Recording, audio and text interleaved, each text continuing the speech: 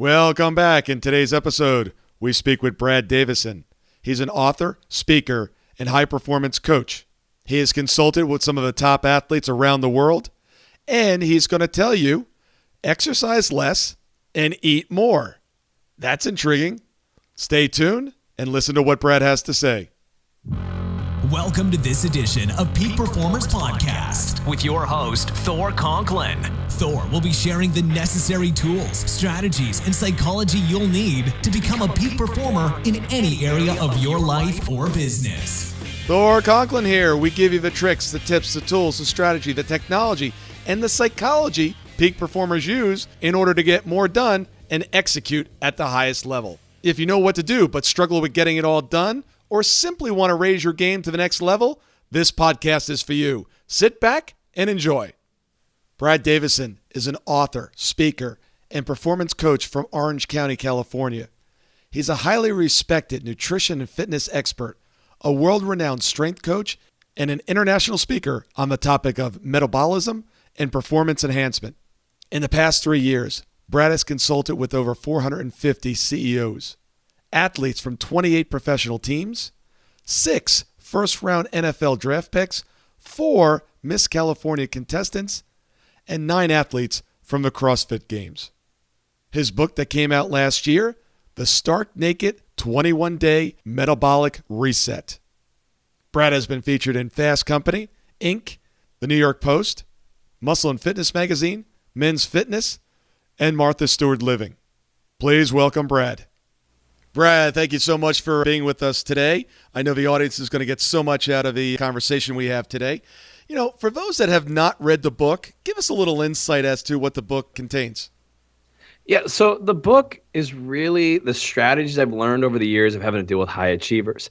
I came across this reality, I guess you could call it lucky at a young age. At 33, I found myself just completely exhausted. I looked great on the outside. I felt like I was conquering the world, but one day I woke up and just couldn't get out of bed anymore, and my zest was gone, my energy was gone, my drive for life was gone. I literally felt horrible, and I kind of hit the reset button and realized, what the heck have I done to myself? And the reality is what all my clients look like, and I just realized, hey, the whole idea of pushing yourself harder, maybe that's just not the answer. I started realizing at the highest level of anything, whether it's business, sport, war, the ones who win, they're all willing to push themselves literally to death. There was something different that separated them, and that's what I went out and discovered and explored, and that's what I share in the book is the strategy of if you're a high achiever, which everybody that listens to your podcast definitely is, you need to treat yourself like who you are, and most strategies out there are made for sick, lazy people sitting around the house with no stress in their lives. Those people, you got to apply a little stress, but the rest of us are trying to conquer the world and really make something of ourselves. If you're overwhelmed, the answer is something different. The answer is the reality that you got to go relax and conquer and find ways to recover and find great energy and things like that. So that's what the book explores, is how we do that as quick as possible. You know, I read the book a couple of weeks ago. Absolutely amazing. And that's one of the reasons I wanted you on the show today. So give us some of the techniques and some of the things that you found that you were kind of surprised. They were kind of counterintuitive. Yeah, exercise is not the answer. It's probably the most shocking one. And it's funny, I travel all around the world speaking to groups of CEOs. And I remember early on as I was trying to deliver this message, I got a comment. Of course, they didn't put their name on it, but they told me, you need to know your audience better. We're CEOs, and we all know we need to exercise more. And you need to do a better job at understanding your audience before you deliver a message and deliver the right message. And I wish that person would have left their name, because I could have said, hey, you know what? I am delivering the exact message you people need. You're all running on fumes. You're exhausted. You're sacrificing yourself for success. Exercise isn't the answer. I mean, literally, people die exercising. It's a stress. And the reality is high achievers have a stress-driven problem. You can't beat stress by applying more stress. Eventually, the body's going to give out. And so it's really funny how that was probably the biggest one, because I really believed when I was younger that the person who exercised the most, who was the most fit, was going to be the healthiest, and they would win. That was the big one. And number 2 was how important carbohydrates are in a high achiever's life. We're all told they're the devil and you should never eat them, and you have to go paleo or carb-free. And the reality is, yes, that works really well for lazy people sitting around the house with no stress. But as soon as you become a high achiever, Your biggest issue is now stress. It's not blood sugar. And the best way to control stress is to eat carbs at the right time. And once I started applying that strategy with my high achievers, it was amazing how fast their energy came back, their sleep improved, and their productivity improved. And on top of it, they started looking better as well. Who would have ever thought you give somebody carbs, they're going to look better? It totally goes against the grain of what we're taught. But my strategy is exercise less, eat more. And it works. Well, you're going to have to go into some details for us because I'm about ready to go grab a chocolate donut since, I need some more carbs. There are boundaries. There are All right. So give us a little parameters here. Yeah, so I start, food sensitivities are a big issue. There's food allergies. If somebody has an IG allergy and they eat a peanut and they're allergic to it, they have a matter of minutes before they die. Then there's IgG food allergens. If you eat that, it's going to create an allergic response kind of down the road, a couple hours. But if you're eating foods you're sensitive to, you're eating a food, and there's this delayed trigger of an inflammatory response that can happen 30 minutes to 3 days later. And over the years of running lab tests on clients, I've just kind of found the foods that are most common trigger foods for high achievers. So one of the big ones is, for instance, gluten. We've all heard of gluten. I don't think gluten's the devil. I have a lot of clients that can't eat gluten. But we typically start people off with no gluten. So there goes your donuts. I like to keep sugar under control as well because a lot of people have issues with sugar. So you want to make sure your carbs are coming from sources like sweet potatoes, yams, rice. I actually prefer white rice over brown rice. I have people eat their carbs with dinner. Okay, dinner is the time period that we want to start bringing stress down and promoting us to fall asleep. And so I don't want you doing that at lunch. Everybody knows you go have a crummy lunch. You go eat 2 cheeseburgers and a Coke and some fries at McDonald's. The second half of your day, you're exhausted, you're lethargic, you're drinking a bunch of coffee. Yes. I don't want that after lunch. I want that after dinner to promote better sleep. So you got to stay in that fine parameter of gluten-free. Stick with things, like I said, rice, sweet potatoes, yams, quinoa, gluten-free pastas. That is where the key is to make sure we're not driving a bunch of inflammation from the food you are eating.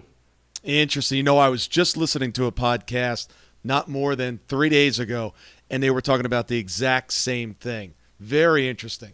Yeah. The world's coming around to it. People are realizing, whoa, you take the wrong person and take carbs away from them, you're actually going to kill them. And that was a hard reality to know that I looked great. I've been avoiding carbs for years. And I had the author of the Paleo Solution, the guy who made the paleo diet famous, say, ooh, you misunderstood me. You're killing yourself. Go eat a bunch of carbs. I didn't write this book for someone like you. It's like, whoa.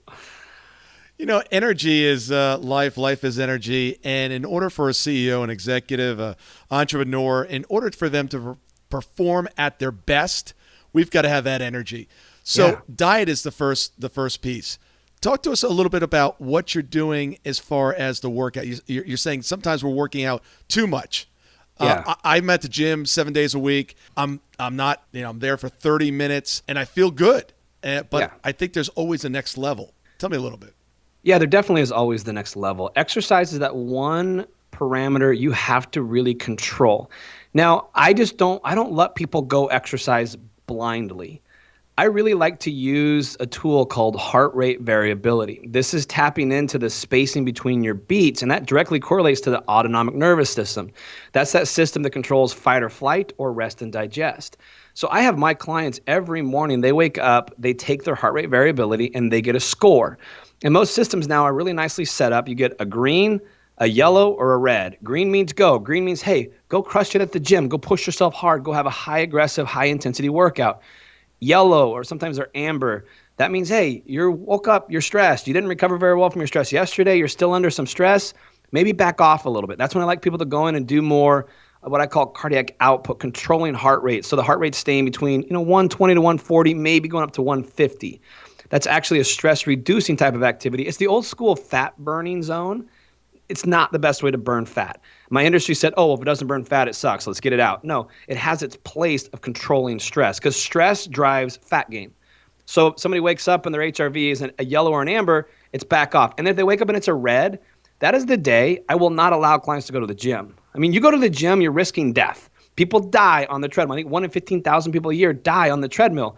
Exercise is stressful. It can kill you. So with HRV, when it's red, that's the day I won't let them go to the gym. That's the day you go get a massage. That's the day you go sit in a deprivation float tank or a cryotherapy chamber. You go do something to enhance your recovery because your body is smoked. It's under too much stress. It cannot handle the stress of exercise. So that's how I like to manage exercise. You know, it's funny. I just had legs day 2 days ago, and I was talking to a buddy that we did it together. He couldn't move. I said, I need a pulley and a rope system in order to get off the john today. That's awesome. And you know what? That's how it should be. When it's an aggressive day, go get something done. Like, you should wake up the next day and feel like you did something. Oh, yes, I did. As a matter of fact, going to your point, I actually signed up and went for my first cryotherapy session, which was really interesting. Yeah. Tell us, what's your thoughts on it? I like it.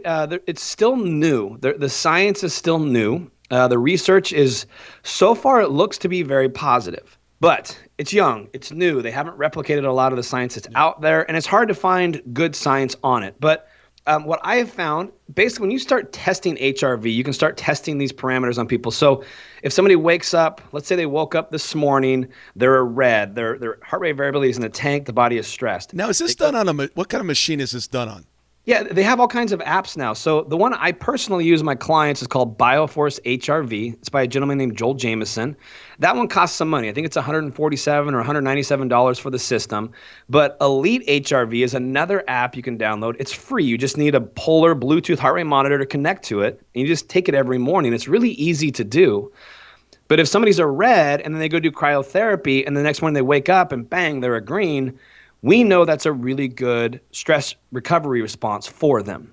Now, if somebody absolutely hates cold and they despise cold and they go try to do that as recovery and they're super stressed through it, it's probably not a good apparatus for them. Gotcha. They may need more like a hot tub or something like that. But I've seen it work really well for people that respond well to cold to use that. What does the V stand for? It's heart rate. Variability. It's looking at the difference. So everybody thinks the heartbeat beats like a metronome, but there's a little bit of variability between each beats. And there's so much good stuff in that variability because that's telling you if there's a lot of variability, it means that the heart is very calm. It means you're in a rest and digest, a relaxed state, a recovered state. If there's not much variability, so the less variability there is, the more the body's stuck in a fight or flight state. So sometimes it's amazing how many people wake up in the morning and they slept all night, but they literally slept and their body was basically running from a lion all night long. The body really literally did not recover, relax at all. So you wake up in the morning, you're in a worse position you were than where you were the night before you went to sleep. Sometimes, and that can be caused by alcohol, eating the wrong things at dinner, knowing that the next, like for instance, I have a client woke up this morning, I checked on her. She's stressed. She has to fire someone and she has to start a sexual harassment case on someone. Like that's not a good way to start a Monday morning. No, it's not. You know, yeah, I had a dream last night. I can't tell you what it was, but I was fighting doing something, and I woke up and I was pretty jacked this morning. Yeah, and it was interesting. I didn't feel like I had a restful sleep because literally I felt like I was fighting it wasn't a war. There was something I was fighting. I think I was actually literally fighting, like fist fighting.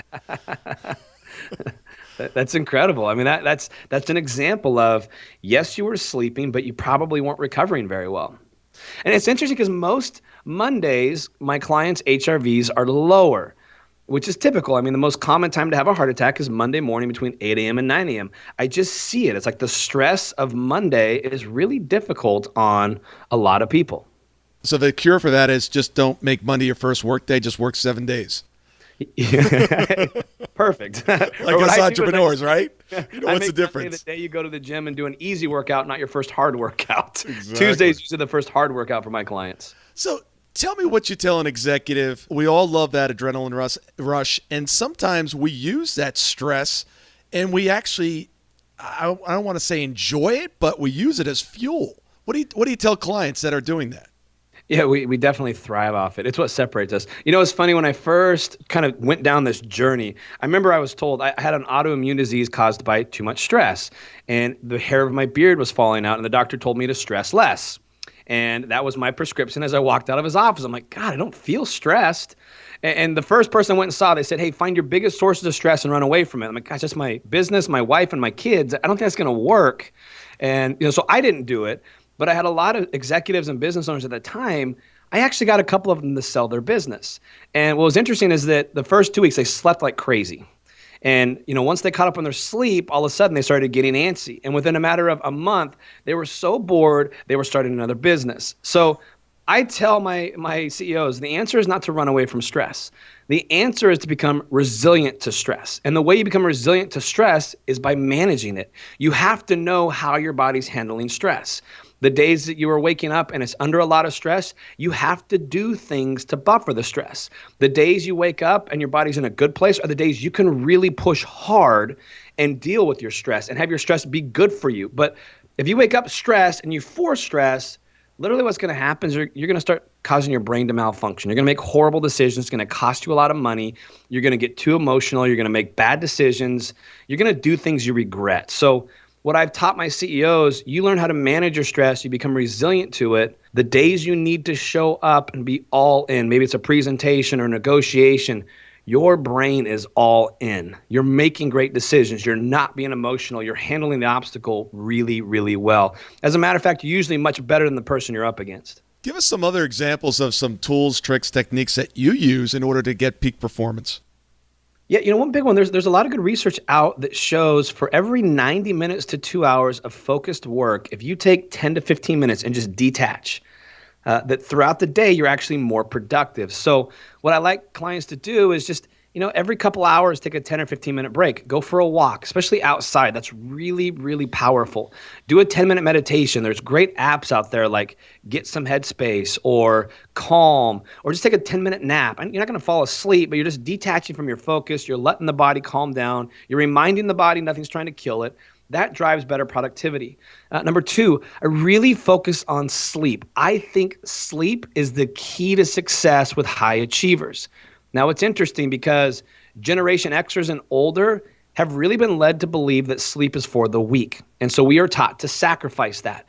But you meet millennials, these young men and women that drive us crazy because we think they're selfish. They will not abuse themselves like we did because they've seen how well it's worked for us older people. It doesn't. And so they won't cheat that stuff. They sleep their 7 to 9 hours. So it's super critical for people to sleep. So I'll have people do things like, I call it unplug. 30 to 60 minutes before bed, just turn off all technology. Let the body relax and calm down from the stress of the day. I mean, gosh, there's nothing good on the news anymore. It makes you feel like the world's going to come to an end. When you're looking at email, it's typically not very good stuff coming in. And what happens, you get a bad email right before bed. You can't do anything about it, and you're up all night stressed about it.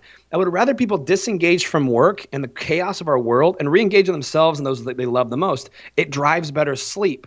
And then do things like make your room a bat cave, dark and cool. That drives better sleep. We have so much control of our sleep environment and making sure we sleep great. It's just none of us know it because we grew up thinking sleep was for the weak. You read the studies done by the military, the game changer is those who sleep more perform better, even with less hours to work.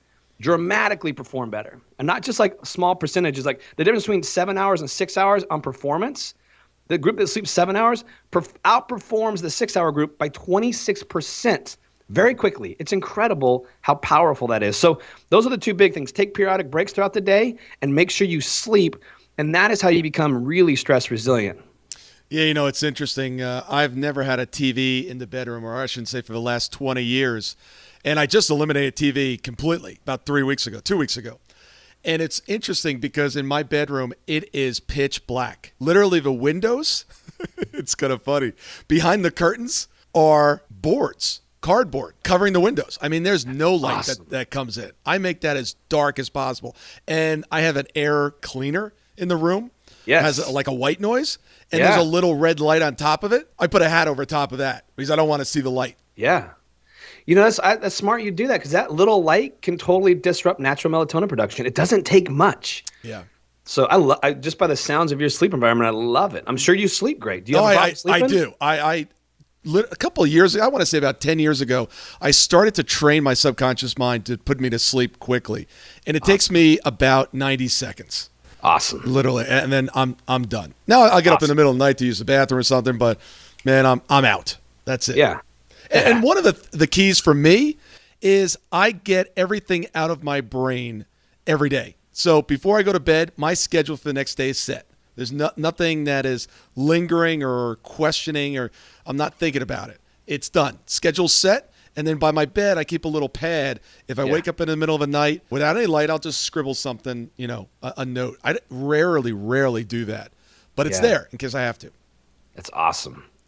That's a very powerful tool that most people don't buy into. What I tell when I first meet people, when I'm speaking to groups of CEOs, I tell them, just do a 60-second brain dump to feel the power of what you're talking about. Just set a timer for 60 seconds. And in that 60 seconds, write down the 3 most important things that have to get done the next day. And that right there will just create enough of a shift to calm that brain down. The spins stop. So the fact that you have your day set and everything in place, it's a huge, huge advantage to your brain to be able to go into that recovery mode once you actually fall asleep. Yeah. And some of the stuff, just isn't that important, but I want to capture it. So I have a file in Evernote called Someday Maybe. Yeah, and love it. I just throw stuff in there, and then literally twice a year, I'll take a look at it and see if there's anything that needs to be moved out. And for the most part, not many things get moved out. They're just something that I'm interested in, but I'm not committed to doing. Yeah, I love that idea. I'm going to actually steal that from you. Take it. Someday maybe. That's perfect. Someday maybe. Yeah. Yeah. Absolutely. Because we can't do everything. So I try to concentrate on the important stuff. For the last 16 years, I've been driven by the question of why some people achieve amazing results and others don't. The answer? 90% of their success came from their psychology. So if 90% of their success comes down to their psychology, what was the one thing that enabled them to produce the results that others were not? Their ability to execute. Their ability to get things done.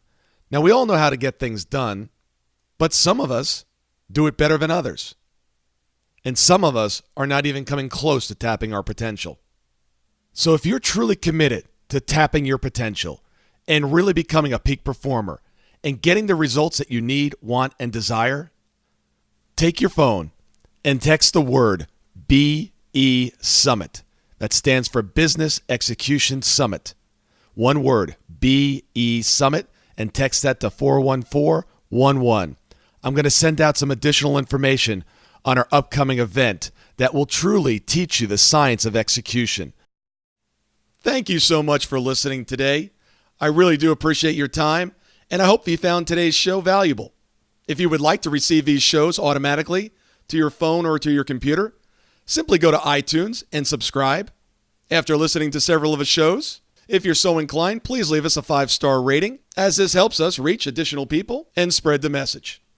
If you're truly committed to taking your life to the next level and doing whatever it takes to become a peak performer, but something's holding you back, something is blocking your way, and you just can't seem to figure out what it is, send me an email to info@thorconklin.com, and I'd be more than happy to get on the phone with you. We'll schedule a 15-minute discovery call. No obligation, no cost. I absolutely love to hear from the listeners, and if there's something I can do to help, I'd be more than happy to do that. Also, if you found something of great interest in today's show and you want to share that with your friends and family, simply go to my Facebook page, Thor Conklin, click on the episode, hit the share button, and share it on your page. You can follow me at Twitter at Thor Conklin. The website is thorconklin.com. We're constantly adding new free resources, discussing additional tricks, tips, tools, and strategies on how to be a peak performer. Remember, I try to keep these episodes short so you can listen to them during dot time, doing other things, commuting, driving, walking, working out. Decide to be a peak performer in all that you do. And until tomorrow, have an absolutely amazing day. That concludes part 1 of our interview with Brad Davidson. Please stay tuned for the conclusion in part 2 later this week.